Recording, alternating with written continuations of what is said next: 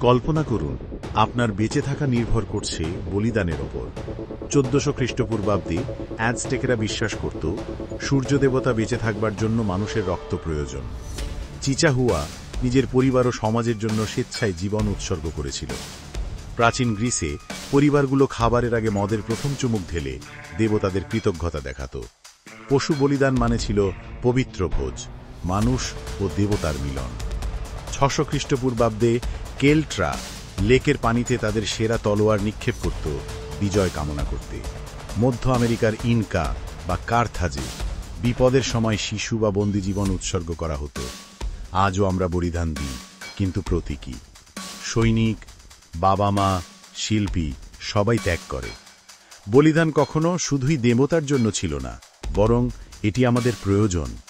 ব্যথা থেকে অর্থ, ক্ষতি থেকে উদ্দেশ্য, মৃত্যু থেকে পুনর্জন্ম। প্রাচীন সভ্যতা থেকে আজ পর্যন্ত বলিদান মানে ছিল কিছু হারিয়ে বড় কিছু অর্জন করা। আপনি আজ কি ত্যাগ করছেন?